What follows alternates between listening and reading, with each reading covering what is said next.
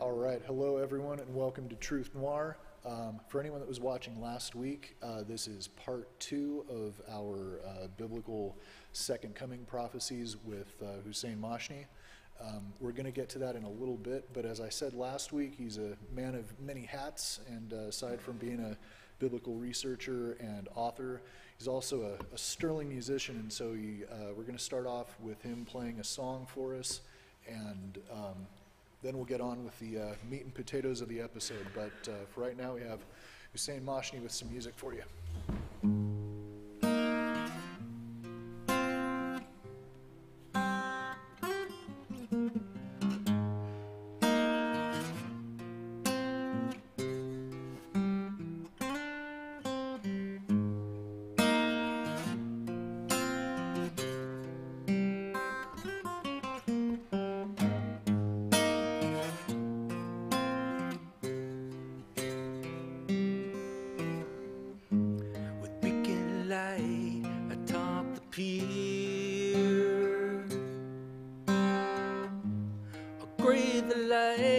Shadows near, the wind warns softly of waves taken.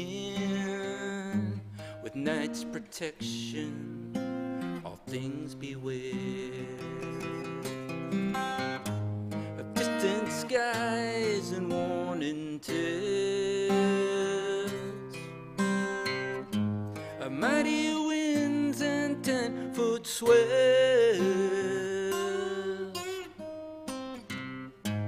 If morning comes, all things be right.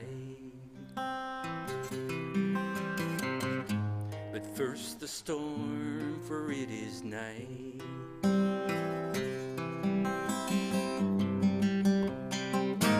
All fish and fowl and cover high. For this is the fear so deep inside. But fast stands the lighthouse with a battle cry. Oh,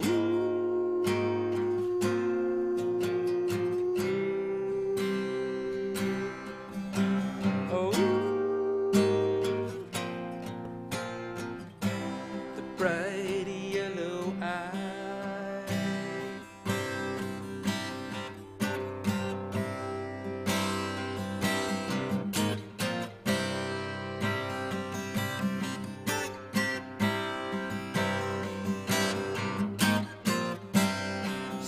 The fury of the sea,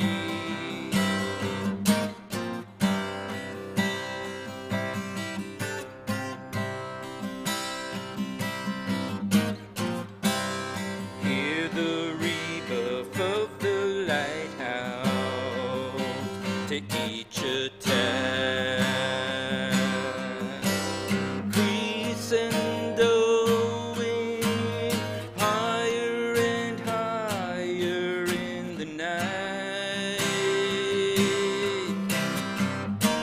ignoring mercy. What's the storm's delight?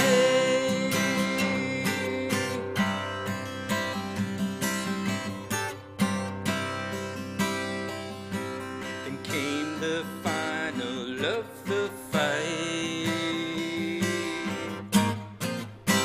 a monstrous wave, the last of the night. The pier broke its speed as it washed to the shore. Quick as it came, it was no more.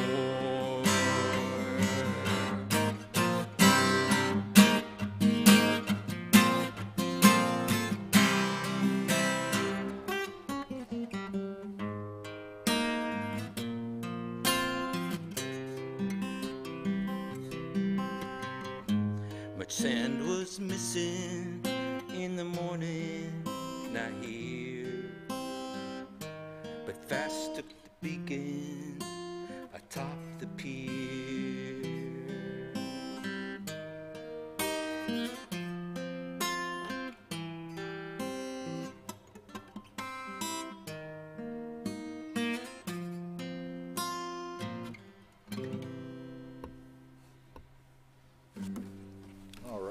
Excellent, man. Thank you so much. Oh, thank you, man. And so I understand you have these available on iTunes for anyone interested in. You know, this is a song I just want to say that I had a friend. His name is Steve Hyde. He died about 7 years ago. He wrote this song, and you know, I think I'm probably the only person who has a copy of it. So Oh, really? I've been wanting to write music for it for years, and I just haven't been able to. But then I learned this open C tuning, and then I applied it to this, and I like the sound of it. So I haven't recorded this one yet, but it will be available on iTunes soon. Okay. So. Excellent. Man. Well, yeah, that open C tuning works perfectly for it. Oh, yeah, thank you. Appreciate that. Yeah. So yeah, like I said, all kinds of stuff that Steve does, and it's all good stuff. So thank you for sharing that with us. Thank you.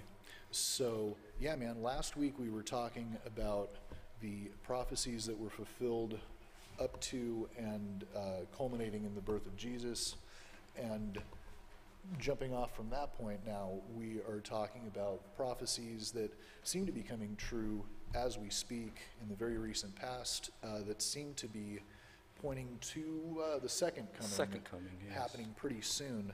And so we're going to get into that today. Yes. So anyone watching along, break out your Bibles. We're going to be quoting some scripture and looking into some things. So let's go ahead and jump right in. We Okay. seemed to work last time. Okay. You know, one thing that we mentioned last time was that, you know, there were approximately between 300 and 350 prophecies about the first coming of Jesus. For instance, his birth, you know, that he's born of a virgin, that he was sold for 30 pieces of silver, that he was crucified, all these. Right. In the Old Testament, speaking about the first coming, and there's approximately 500 about the second coming, about the events of the world prior to the second coming of Christ. And I just wanted to say this one thing that is kind of interesting. You know, like I said, there's over 300 prophecies about the first coming.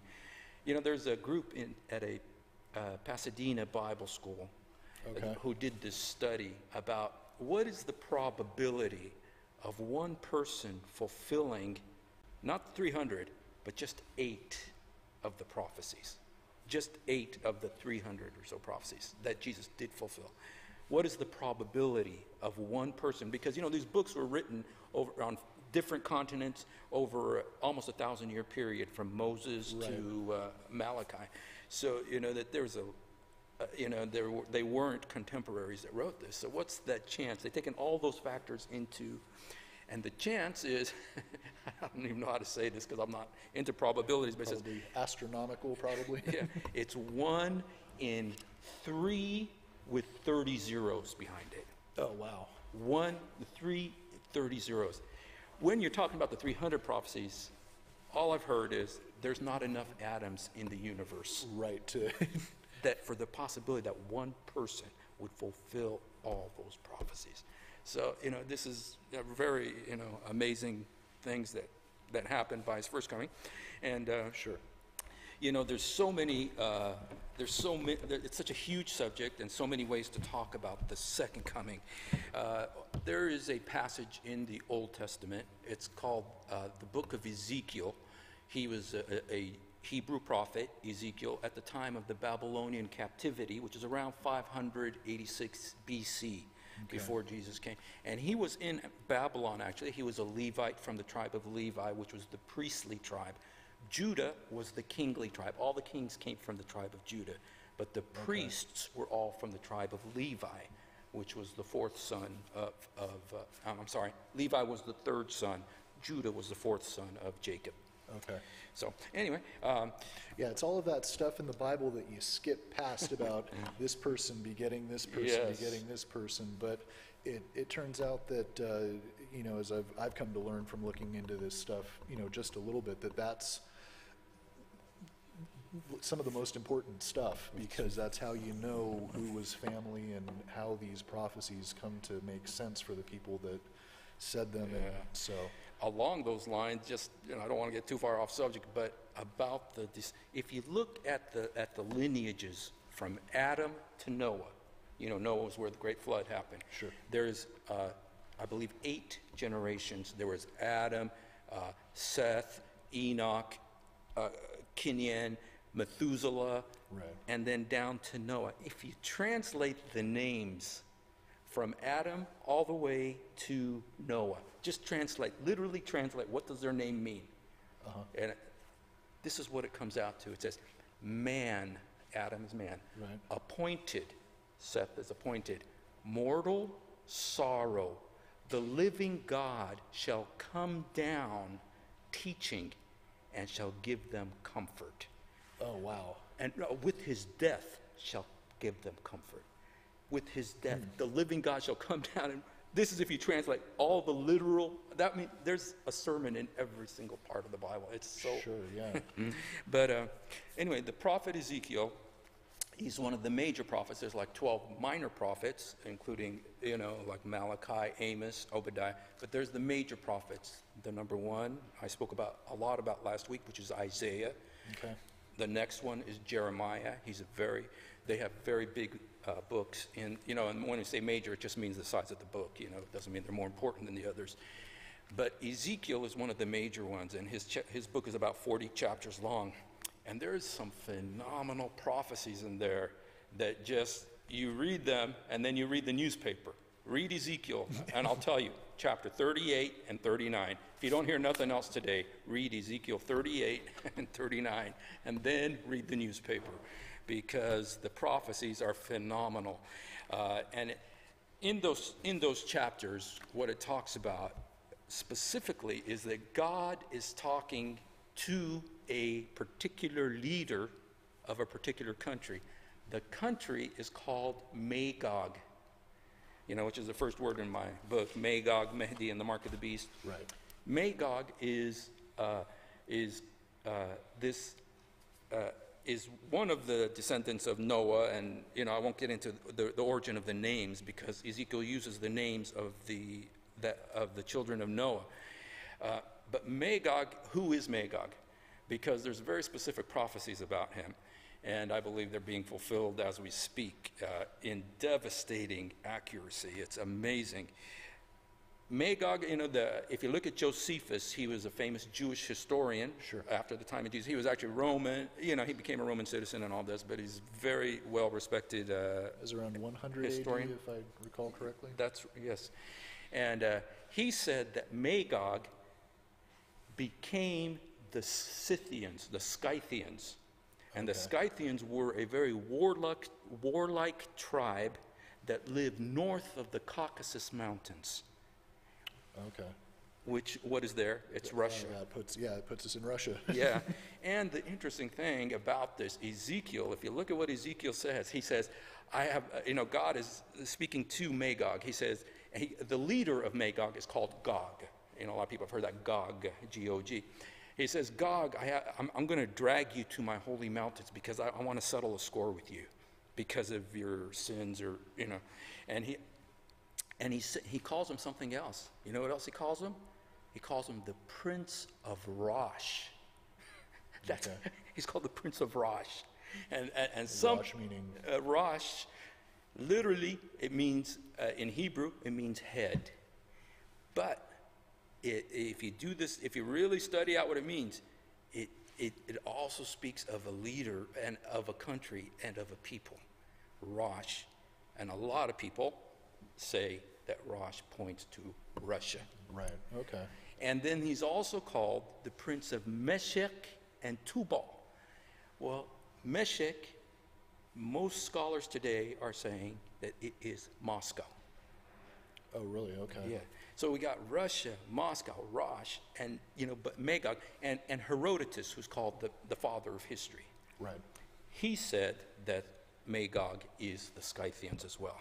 And the Scythians is the key connection that helps us understand that they're speaking about, and Ezekiel says something else about them. He says, in the extreme north. If you look straight up from Israel, directly north, and it's not just north, like Syria or Lebanon, it's this extreme north. We got north of the mountains, right? Yeah, so that, it seems to indicate that it is Russia. Interesting. So God says to them, I'm going to bring you. And it talks about Magog coming to attack Jerusalem. And what's interesting is that Ezekiel talks about an alliance of nations.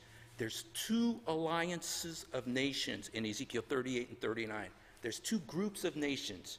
Okay. And I just want to tell you, because their names are kind of old, but I just want to tell you, the first one is Gog. And it's very clear, Magog is a leader. He's the one that's leading this group of nations. But who is in this group of nations? Russia for one. Russia is Magog itself. Yeah. But the number one nation, when it starts listing the nations, is Persia, Oh, really? which is Iran. Iran. And who is just together in Syria right now? Russia Right. and Iran. And that was very recently, This is- within the last couple weeks, right? Yeah, that's the last. I'm telling you, that's why I read the news and I think, dude, it's like you almost want to go warn them because it talks about what God's going to do with them. And so you got Russia and Iran. Well, there's other nations also involved. It names them. Libya. Now, it seems like Libya is like collapsed, as a nation. It's like, but it is really, if you read about what's going on in Libya, it has become a stronghold for Al-Qaeda, a stronghold for ISIS. Oh, really? Yeah, and they are plotting many of the things that are happening in the Middle East from there because there's a government vacuum, an authority vacuum in Libya. It specifies Libya. It says Ethiopia. Now, Ethiopia is a Christian country, but if you look historically, where was Ethiopia at this time? There's two major countries that are controlled today by the Islamists. It's Sudan and Somalia. Right. In that area. And they're also one of the main pipelines through whom Iran sends weapons to the Middle East, because it comes to them and they send it up to Hamas, to Hezbollah. Oh, right. Okay. To where, you got these nations named, and these nations are coming to attack Jerusalem. Okay, so they're coming to attack Jerusalem. Russia, Iran, Libya, and all these, and there's other countries involved too. There's one called Gomer, which some people believe in the Talmud, Gomer is Germany. I'm not sure about that one, but that's Togarmah is originally it's the Armenian people. They're called the sons of Togarmah, but also Turkey. And you're watching Turkey right now that is becoming very strategic. Yeah, becoming a very, middle ground for all of these things. Right. So we have all these nations, and it's very interesting. If you look on verse 7 of Ezekiel 38, God speaking to Russia says, you be a guard to them. These are the people that are following Russia, like Iran and all that. Well, who right now who built their nuclear reactor in Iran? Russia did. They're Right. scientists. Who is right now trying to take over the Middle East? Russia is. Putin is. So he's saying that they're going to be kind of like a military guard or provider of weapons to these countries, which they are. Yeah. And also with Syria. But then there's another group of nations on the other side. When these countries come to attack Jerusalem, there's another group of countries on the side. This other group of countries, the first names are Sheba and Dedan. We know where those are. Sheba and Dedan are Yemen and Saudi Arabia. Okay. They're standing on the side. They're not attacking Israel. They're not attacking Jerusalem. They're standing on the side. But what's interesting is who else is standing with them? There's this very strange, mysterious people, the country that's mentioned here. It's called the Cubs of Tarshish. Okay. Tarshish, they have done a lot of study to figure out what is Tarshish. Tarshish was very popular in the book of Jonah, because you remember when God called Jonah to go preach to the Ninevites in Mosul, Iraq. Right. He ran away. He wanted to go to Tarshish. Tarshish, they know to be in the west. Now, they've done much study about who is Tarshish, and there's one thing we know about Tarshish, one characteristic, a few characteristics. Number one, they were a seafaring people. They had the best boats. They had the best ships of any, they're like Germany with the Mercedes-Benz. They were like Right. the Mercedes-Benz of the sea, with their ships, the ships of Tarshish. But we also know something else about them. They exported tin, the metal tin, that they make cans and stuff from. Yeah. So they were known for their tin. Well, who's a very powerful nation that builds ships, powerful navy, and is known for tin? Britain. In fact, the name Britain, the word Britannia, has the word tin in it. And it says that and they were far west, like the end of the world, for them. You know. And the interesting thing is it says that Sheba and Dedan is standing with the cubs of Tarshish. Not Tarshish, but the cubs of Tarshish. This means not necessarily just Britain, the cubs, the young lions, the children of Britain. Right. Who are the children of Britain? That would appear to be us. The United States, Australia, New Zealand. Any of the Commonwealths, yeah. Yeah, and so it specifically says the young lions. I mean, so these are young countries, young lions. These are not the ancient countries.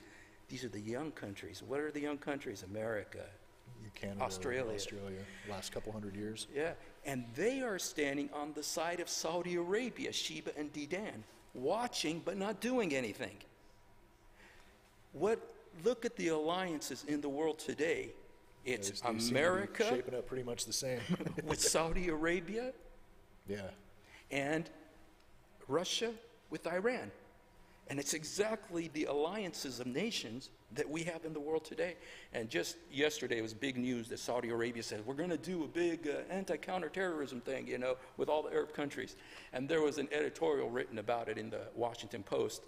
It says, unfortunately, Saudi Arabia's counterterrorism plan is a lot of talk and no action. Well, that's exactly what this prophecy says, that when Russia and Iran come to attack Israel, that Saudi Arabia and America are standing on the sidelines talking, not doing anything. Oh, wow. And if you look in Syria, what's the criticism of the U.S.? That we left an authority vacuum. Right. We're war weary, and because of that, who's come in to fill that void? Russia and Iran, and so you just look at these problems, go, dude, whoa. And so, these are some of the alliances of nations that Ezekiel talks about. The thing that, we got the alliances of nations. It is so perfect. Ezekiel predicted even, Ezekiel was 2,800 years ago. Islam didn't even exist. Right. But if you look at the alliance of nations, it looks like the Sunni Shiite split as well, with Iran on one side, with Russia, and the U.S. on the Sunni side, Saudi Arabia. Right. And so, this is, the next part is about the actual, that there is a war. It says that there is a war, and God gets involved to defend Israel. Okay, that God gets involved to defend Israel. But what happens is so phenomenal. If you read chapter 39 of Ezekiel, you know what's so phenomenal? It's about the cleanup after the war. There's a cleanup. A war has happened, but there's a cleanup that takes place after the war. This whole... I was reading a little bit about that in your book. Yes. And so, it seems pretty clear that the only way that prophecy could take place is with modern technology. One of the prophecies, this is a phenomenal prophecy. It says in Ezekiel chapter 39, verse 9, it says that after the war, it says that the children of Israel, they're going to go and they're going to get the weapons of Gog, who've been defeated. He's going to take those weapons, and it says that for 7 years, they're going to burn those weapons. And listen what else it says. It says they will not need to cut down trees from the forest to warm their houses, because they're going to burn the weapons of Magog. Well, if you think about that, how can you burn weapons? You can't burn an MK-15, you can't burn a tank, but you can burn plutonium from nuclear weapons. Right. Take that plutonium, put it in a nuclear reactor, and you heat your house. It specifically says they're not going to need to cut wood to heat their house, because they're going to use the weapons of Magog. Well, this gets really interesting, because there's an article in the New York Times, which is in my book. And in this article, it says that the U.S. today, 10% of the electricity in the U.S. comes from the plutonium from old Russian weapons. We have really? and we take their plutonium, we put it in our nuclear reactors and produce electricity. And we warm our houses so we don't need to go cut wood. This 2,800 years ago, he says they're going to burn the weapons to warm their houses. And this, that it doesn't make sense. It's pretty uncanny. Another prophecy about the cleanup. It says that there's so many bodies, dead bodies of Gog and all their, Yeah, from the war. from the war. And it says that it takes them 7 months to bury all the people. It takes them 7 months. But then there's this fascinating passage. It says, after the 7 months, Ezekiel 39, everybody go read it. It is an amazing, I'll try to explain it a little bit to you. It may be a little complicated, but it says that after the 7 months, after they've cleansed the land, they buried all the people. An interesting thing it says too, I got to also say, that it says it's not just anybody that buries them. It specifies that specially employed men come to bury them. Not anybody can bury them. It's people who are employed specifically to bury them. Yeah, so not family members of the dead coming Yes. to collect their own, Right. but Professional, and if you look at what happened at Fukushima when their nuclear reactor blew up, because with the Japanese, it's so important, because a lot of them, they worship their ancestors, and it's so Right. important to take the body. They weren't allowed to go get the bodies. People that were dressed in special clothes, they went and they buried because of the radiation. yeah, radiation suits and, Yeah. and all of that. And when it says here, 2 times, it talks about these people of special employment who would come and bury these people. And then there's this amazing prophecy. It says in verse 15, it says, after the 7 months, it says, if somebody's walking along in that valley and they see a bone, a human bone, it says they don't bury it, they don't touch it. What do? Ezekiel says this exactly. He says they put a sign next to it. Oh, so that the buriers could come and bury it. right. And you just go, whoa. That's almost like the protocol for nuclear radiation. Ezekiel said this 2,800 years ago. Right. Yeah, so, Yeah, that's amazing. and just staying on the subject of nuclear weapons, just because that's what everything that's going on right now with Iran and with Israel is about nuclear weapons. There's a prophecy in Zechariah chapter 14, verse 12. And again, talking about those who are coming to attack Jerusalem. It Yeah. says, this is the plague that shall hit the ones who come fight against Jerusalem. It says, while they are standing on their feet, their skin shall melt off of their face. Their eyes shall melt in their sockets. Their tongue shall melt in their tongue. While they're standing on their feet, they haven't even had a chance to fall down yet. Right. And their body is melted. Yeah, that sounds like radiation sickness. Hydrogen bomb explosion, Right. and there's another, I'm just going to say, Jesus made this statement, and a lot of people, they're not 100% sure, what to think of it, but Jesus was talking about the end days. And he says that in the end days, what's going to happen is that God is going to shorten the days. He says, because if the days were not shortened, no flesh would be saved. That means that in the end days, man would have the ability to destroy the earth. No flesh would be saved. That means we had the ability to destroy the earth. They didn't have the ability to destroy the earth 100 years ago. Right. But they do have that ability now. And about the shortening of the days, how does the day be shortened? There's different ways that could happen. With a nuclear strike that tilts the earth, Right. Or nuclear winter or itself. nuclear winter, Yeah. which covers the earth. And there's many prophecies in the book of Revelation that seem to point to that. And let me just say one thing about, this is, there's there's this particular 7-year period that's called the Great Tribulation in the Bible. And during this period, there's going to be the wrath of God. I mean, all these other things are not the wrath of God yet. The wrath of God is in the last 7 years, the period called the Great Tribulation. And one of the things it says, and this is fascinating to me because where are all the major problems coming from right now? It says, in the river Euphrates, there are 4 angels that are going to be unleashed for a certain time, and they are going to kill 1/4 of humanity. I believe that's talking there about nuclear weapons there. And where does it begin? In the river Euphrates. Where is the river Euphrates? Iraq and Syria. It goes through Iraq and Syria. And if you just see all of the things that are happening right now are from right around that river, Yeah, it seems to be. Yeah. So these are some of the geopolitical things that are going on, and there's one more prophecy. I'm going to speak it, and it's terrifying, and I hope I'm misinterpreting it.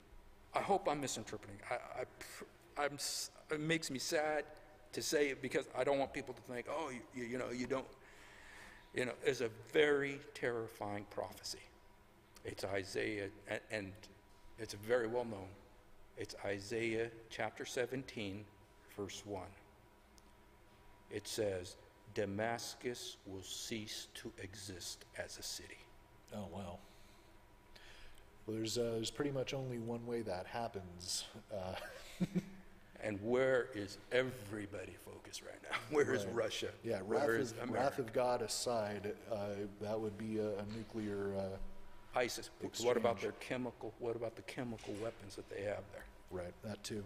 You got so many. I mean, it's just like Syria and Damascus. Keep your eyes on that. Isaiah 17:1, if you want to look it up. It's a terrifying prophecy, but it looks like, So anyway, that's, now I'd like to talk a little bit more about other aspects of the end time prophecies that, Sure. that for instance, in this book, one thing I talk about is about the Bible talks about a time when there is a one world economy. We've heard a lot about that recently. Yes, are we moving towards that? With this, there's more. It's almost everything is being broken down. The barriers are being broken, and it's almost like we're living in, a one world system.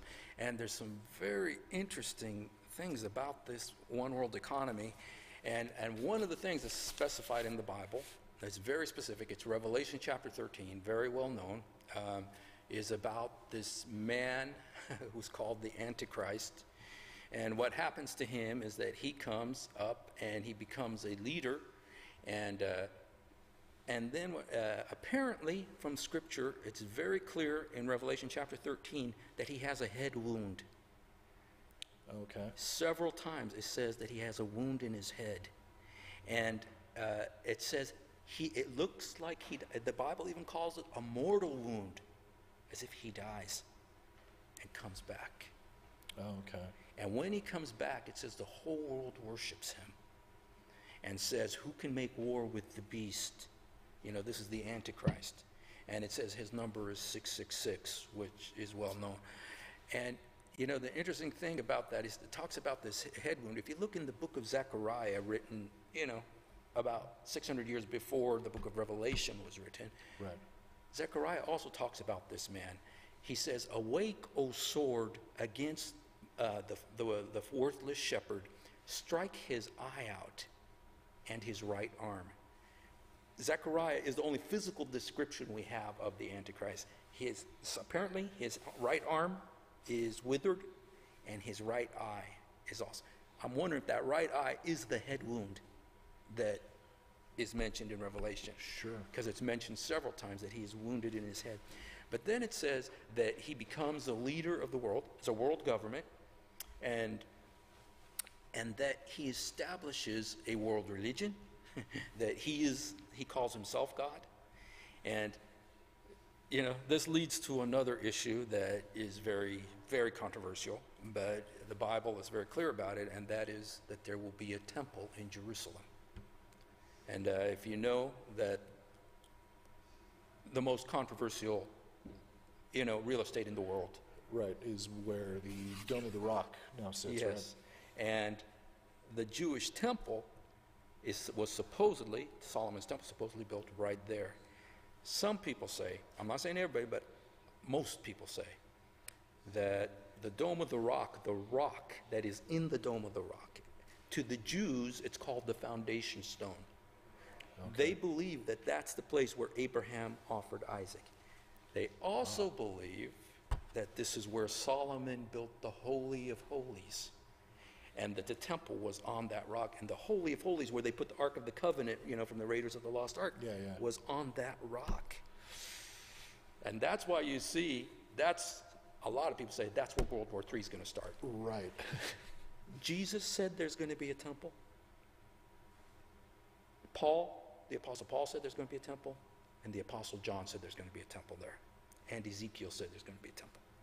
Now, keep your eyes on Jerusalem, because everything right now, there is an intifada going. Well, they won't call it that, but it's with I'm so sad about it. Where they're stabbing, with the knives. Right. Yeah. You see little bits and pieces. They try to hide it, but I mean, there is a lot of violence going on there right now. So. And what is the cause of that violence? It is they know exactly why this violence is going on. It's because they're afraid that the Jews are going to build the temple. This is so relevant today. How relevant is this? This is where World War III will start, possibly, because of this rock.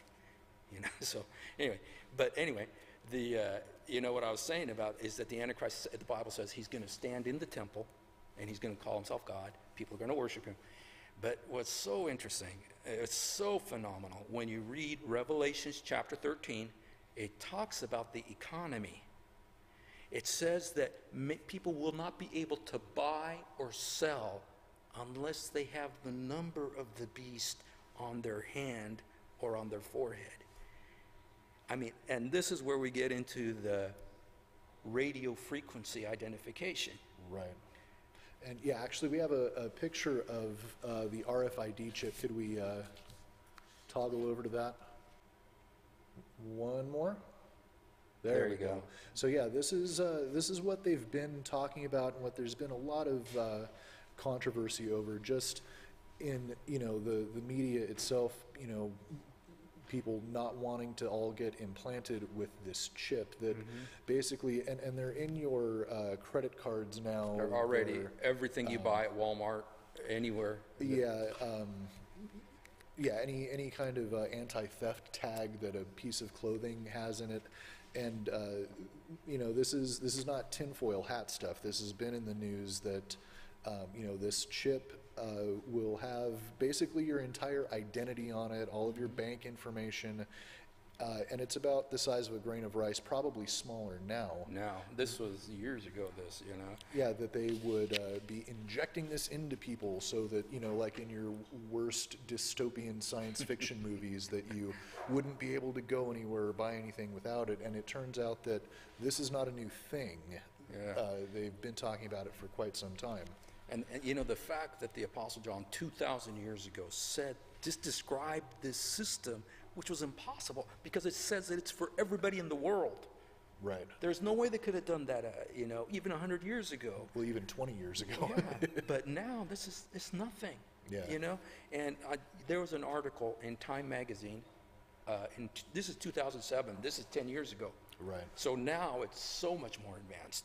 But this is what they were saying in 2000. There's an article in Time magazine called "Tag You're It," and it's about the radio frequency ID. Just so you don't think this is some wacko right-wing thing or crazy Christian stuff. This was in the biggest magazine in the world, Time magazine. Yeah, and they've been trying to push it, time and time again. That by a certain, they've had these goals chronologically that by a certain year, everyone will be implanted with this or be using this kind of technology. Recently the big thing was the Apple Watch. Right, yeah. Well, look at the article that Time magazine wrote about the Apple Watch. It was a front page, it was the cover story on Time magazine, was about the Apple Watch. You know what they said in that article? No, they said there's only one direction left for technology to go. Oh, inside. They said, now it's on our body. Technology's on our body with the watch. It says the only direction, they said it, the only direction is the implant. Right. This is Time Magazine talking. They're not even talking about the mark of the beast. But I just wanted to say some of the things that this article from Time Magazine said about the radio frequency ID 7 years ago. And who knows where it's gotten to now. But these are some of the things, you know, and this is, again, in my book, Magog, Mahdi, Mark. Okay.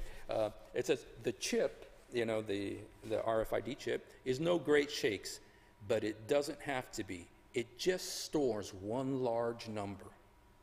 Just stores one large number. You know. RFID tags are just as useful for tracking living organisms as they are for tracking library books. Vets have been implanting RFID chips in pets for years. Another thing, RFID chips are specifically for use in human beings. The idea being that chips would provide quick, reliable way to store and retrieve emergency medical information. And this is where the article in 2007 was about medical information. Oh, okay. This is for people, for instance, an old person who doesn't know their medical records and everything.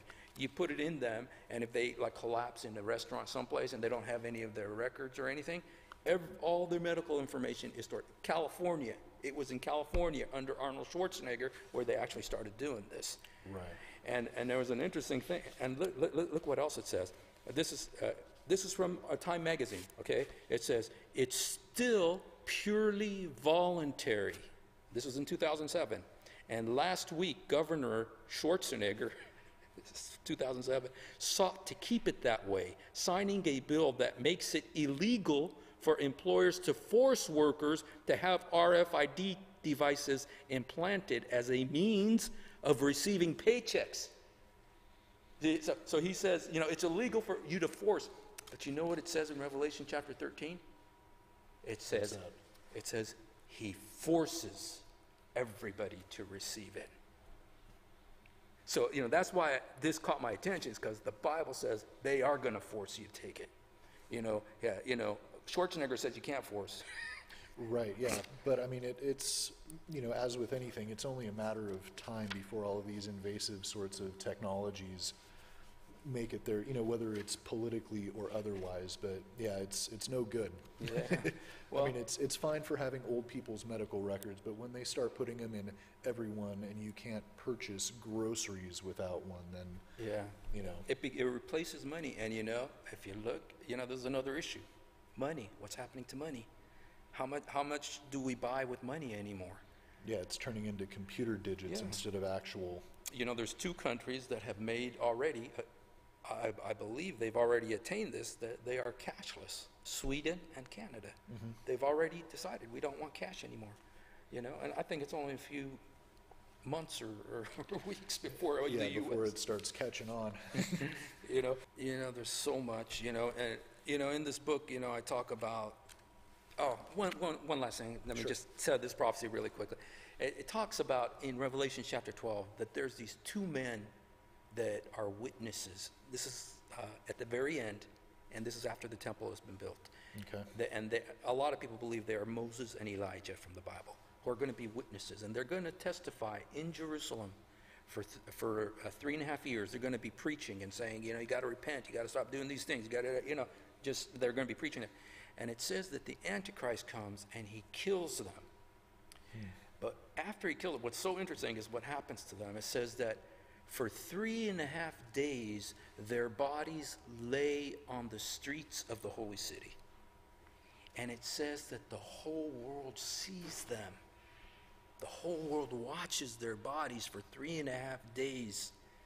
And you got to think, we're talking 2,000 years ago. How could the whole world see them? Yeah, it would have been very cryptic at the time until you know, come to know that there's cameras everywhere now. You know, Jerusalem is the #1 place with cameras right now. And it says, I lived there for several years.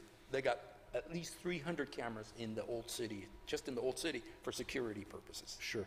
So, and not to mention the media, CNN, Fox News, MSNBC, all of them got cameras over there. But it says that the whole world is watching them. And there's another prophecy where Jesus, it's a little bit more complicated. Maybe I won't get into it, but just these technology prophecies, things that a couple people used to ask 100 years ago. They said, how could the whole world be watching them? It's impossible. It's not impossible anymore. Right. It's on an iPhone, Somebody can have an iPhone watch. Yeah, people are recording their entire lives so they can watch them later these days.